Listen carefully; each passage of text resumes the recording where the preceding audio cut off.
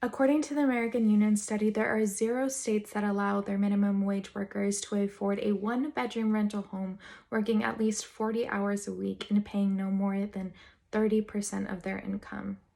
Right now, the federal minimum wage is at $7.50, with California having the highest minimum wage at $14.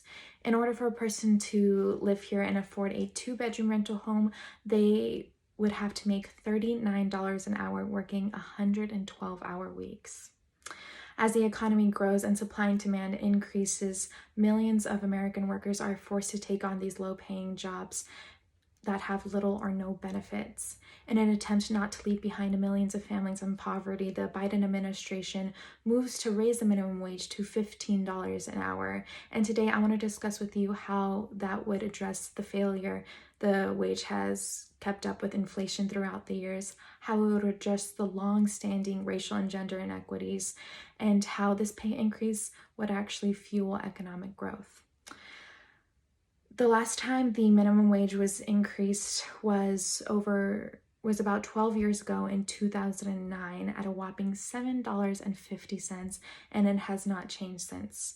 According to the Bureau of Labor Statistics, we have had huge economic growth, and with that, huge inflation. There has been an average of 2% inflation per year, accumulating to a price increase of 28% since 2009. According to the Center of Economic Policy, if productivity was kept up with minimum wage, it would be at $24 an hour.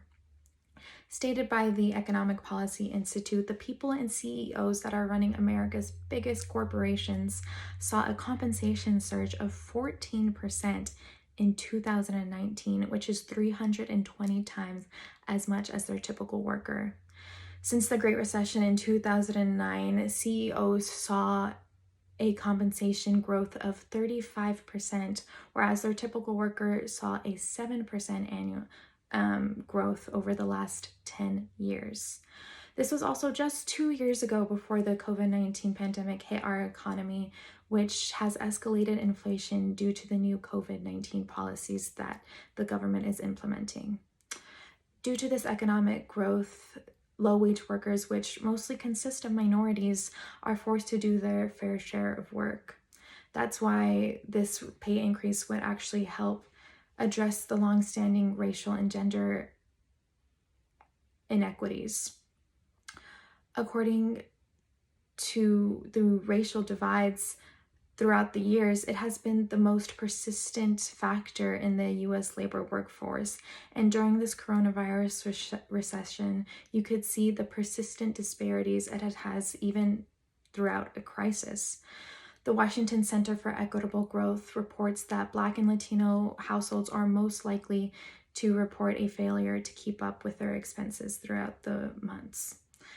According to the data from the Economic Policy Institute, about 38% of African American workers and 33% of Latino workers would benefit from this pay increase. Ever since the Equal Rights Act in 1963, women have gone through multiple recessions, and this gender pay gap, has persisted throughout all of them. According to the Bureau of Labor Statistics, the gender pay gap is at 17.7%, and this wage increase would help around 39% of Black and Latino women versus 18% of white men, and 32% of all women workers versus only 22% of all men workers. 27% of the total U.S. workforce would benefit from this increase, and it would be pumped right back into the economy for necessities that these families need. The 15% increase would help millions of families be lifted from poverty and help fuel this economic growth. In a recent poll done by the New Hampshire Policy Center, around 67% of small businesses are in support of this pay increase. They said that it would not only help their employees, but it would also they agreed that it would put money back into their pockets.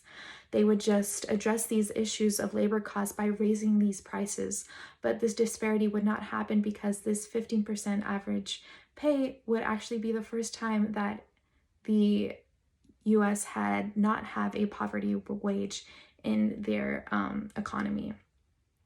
It's a cruel cycle when employers can't pay their employees enough to survive, because then these employees are then forced to seek government assistance, which the taxpayers essentially are paying for as well.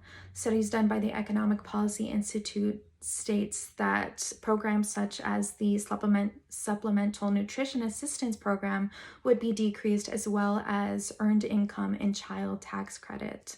The effect of the $15 minimum wage by 2025 would clearly and strongly show up in the 10-year fiscal debate that many people are having because of this pay increase. Today, I wanted to address the problems that our minimum wage has faced our country throughout the years. And although we have been fighting back on this $15 increase, it would really help the inflation throughout the years, the racial and gender gaps that have persisted throughout decades, and we will see this economic growth being pumped back into our economy. All it takes is time. Overwork and underpaid, many more families are slipping into poverty, and after more than a decade of long, hard work, these American families deserve to provide the basic necessities they need for themselves and their families. Getting our economy moving will help prioritize workers and families that have been severely influenced by this coronavirus economy and help fuel back into the economy we wanted in the first place. Thank you.